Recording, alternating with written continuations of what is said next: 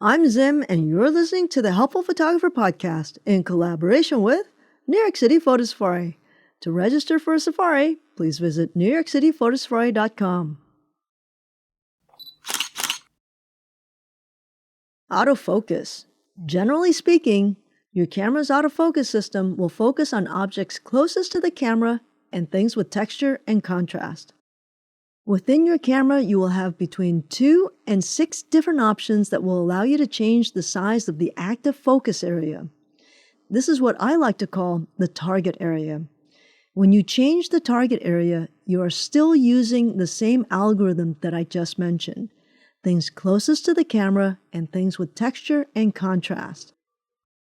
Many photographers use a small target area because they believe that using a large target area means that the camera will focus on multiple planes, like the tree in the foreground and the mountains in the background. That's called depth of field, which I covered in detail with a physicist way back in episode 20. The reason your camera may light up many areas of the frame is because it sees many things on the same plane. The camera can only focus on one plane at a time. The reason I bring this up is because I don't think anyone should be afraid to use a wide target area. But having said that, why change the size of the target area at all?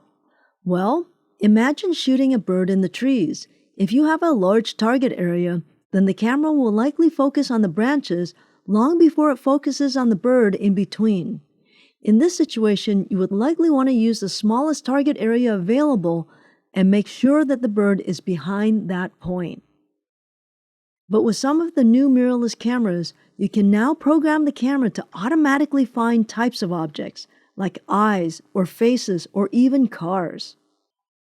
One thing you will need to be careful about is making sure that your focus point lands on something that the camera can actually focus on. If there is no texture or contrast at all, like the blue sky, the camera will have nowhere to go, and you will find that it will just move the elements back and forth searching for an object. The last thing to note about your autofocus system is single versus continuous focus. Single focus is when you press the focus button and it locks the focus on something, and that's it. It's done. It's done until you lift your finger and press the button again. In continuous focus, something Canon likes to call AI focus, the camera will track the object as it moves closer or further from the camera when you keep the focus button held down. Use single focus when you're shooting static objects. Use continuous focus when you're shooting moving objects. Note that I did not say the shutter button.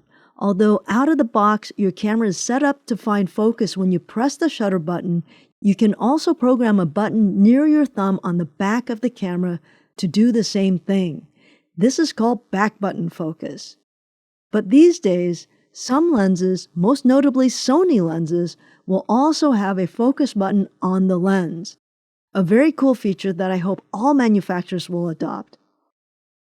And that, my friends, is focus in a nutshell.